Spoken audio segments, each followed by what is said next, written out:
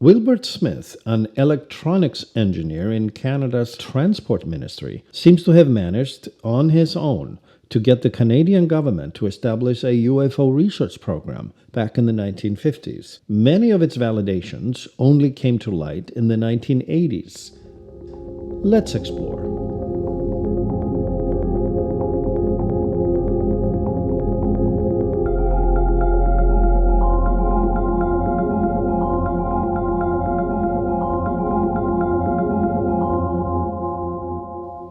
Hi everyone and welcome to Project Bluebook, where we explore all things unidentified. I am Thor, and thanks for tuning in.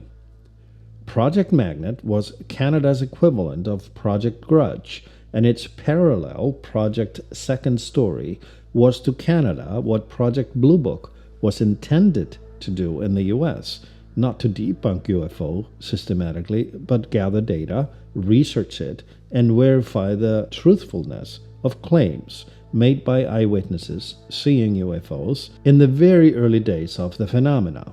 Project Magnet was strangely not established at the behest of the Canadian military or intelligence office, but within Transport Canada, their equivalent of the Department of Transportation, and it was established at the behest and advocacy of one man who just happened to have an interest in the topic, a scientific interest, and therefore became a recipient of reports that he had first dismissed as nonsense. But the more he discovered patterns, the more he concluded this was real. Wilbert Smith was a senior engineer for Transport Canada's Broadcast and Measurement section. Sounds bureaucratic, and it was, pushing paper concerning regulations on roads, bridges, power lines, railways, and more. But he did much more. He had earned the trust of the U.S. military as the person responsible for enabling secret communications between the U.S. and Canadian governments during World War II, and the designer of Canada's wartime listening system, spyware of its time, including Radio Ottawa, a major communications spying tool for Canadian agents listening in on Nazi communications and then Soviet communications across the Northern Hemisphere. What led to his ask was his engineering interest in the feats allotted to UFO sightings, their incredible acceleration, stopping on a dime, turning 180 degrees in an instant, and exceeding speeds of thousands of miles per hour. And they did it without wings, propulsion, jet engines, or other visible means of thrust, silently. For an engineer, the UFO phenomena was an irresistible mystery and potentially a technical treasure trove. W.B. Smith speaking. I have been actively engaged in the investigation of the group of phenomena known as flying saucers for over 7 years.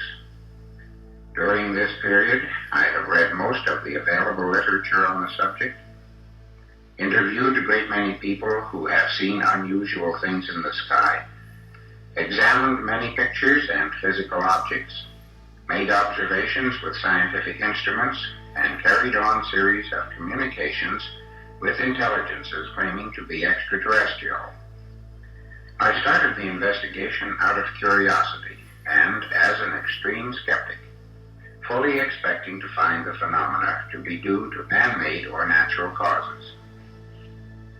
I am 48 years old, hold a master's degree in electrical engineering, occupy a responsible position in the Canadian government, hold a half-dozen patents, author of several technical papers, and in general enjoy a background in technical work in science, indicating at least an average competence to study and report on phenomena of a scientific nature. I have tried so far as possible to use conventional and standard methods and equipment, and to investigate all possible angles before drawing any conclusions. In early 1950, Wilbert attended a conference in Washington, D.C., where he used the opportunity to make an inquiry about U.S. efforts to research the flying saucer phenomena. The acronym UFO had not yet been invented. He was put in contact with Dr. Robert Sarbecker, a scientific advisor at the U.S. Department of Defense. Quoting Wilbert Smith, Dr. Sarbacher told him, A. The matter of flying saucers is the most highly classified subject in the U.S. government, rated even higher than the hydrogen bomb. B. Flying saucers exist. C. Their modus operandi is unknown, but concentrated effort is being made by a small group headed by Dr. Vannevar Bush. D. The entire matter is considered by the United States authorities to be of a tremendous significance. Upon return, Wilbert went straight to Dr. Solant, chairman of the Canadian Defense Research Board, equivalent of the Foreign Technology Office at Wright-Patterson at the time. In a letter to Dr. Solant, dated November 21, 1950, Wilbert cited the importance of researching the matter and quoted Dr. Sarbacher as a source, including the potential of the use of geomagnetic energy for propulsion. Hence, the project became known as Project Magnet. The Defense Research Board approved the proposal, and on December 2, 1950, Wilbert went to work with a small staff of dedicated researchers and set up offices at the Shirley Bay Observatory just outside Ottawa. One of the projects undertaken by Smith was not just to gather data, but to attempt to build a detection equipment. That was his forte, after all, during the war, an electromagnetic and radio wave frequency detection technology that was capable of observing anomalies in the atmosphere. This technology was later claimed to have discovered a UFO hovering within hundreds of feet from the Shirley Bay Observatory, unseen within a bank of unusually and artificially looking low clouds hanging over the observatory. The wave reader suggested a large anomaly, a hard material object that had descended and stopped, hovering behind the clouds. Then the anomaly took off, straight up, at incredible speed, and disappeared.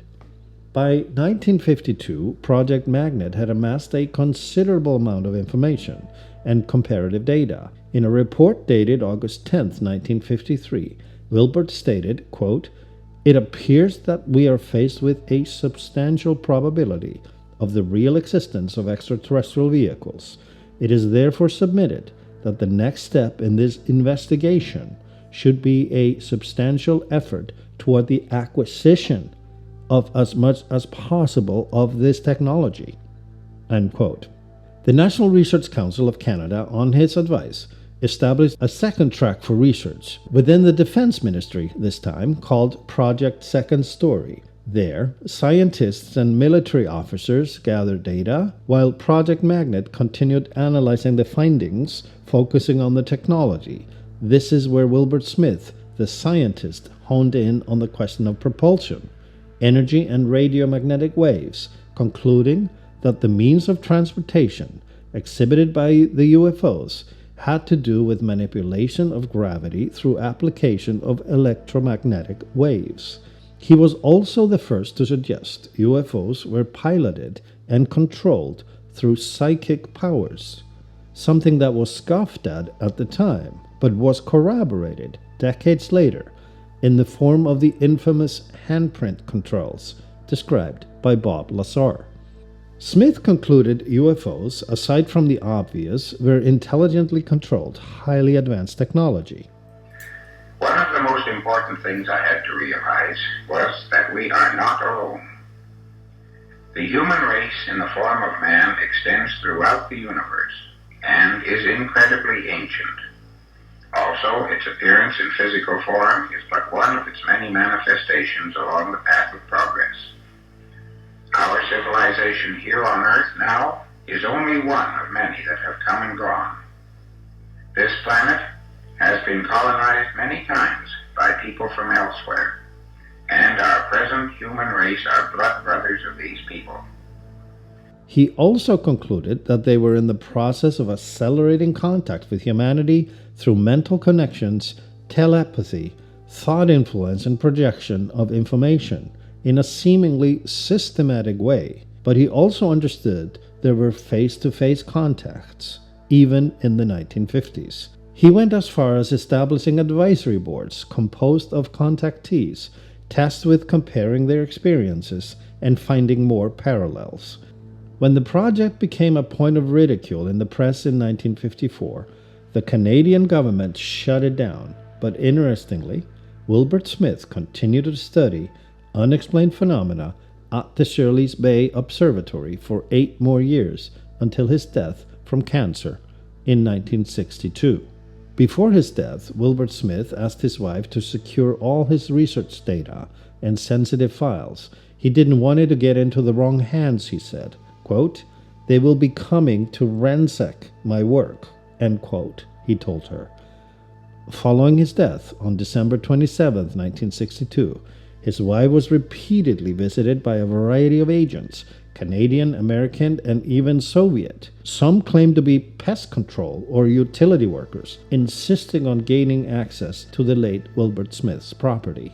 All of this detail did not come to light until the 1980s, upon the declassification of Project Magnet and its wealth of documents, including Wilbert Smith's library.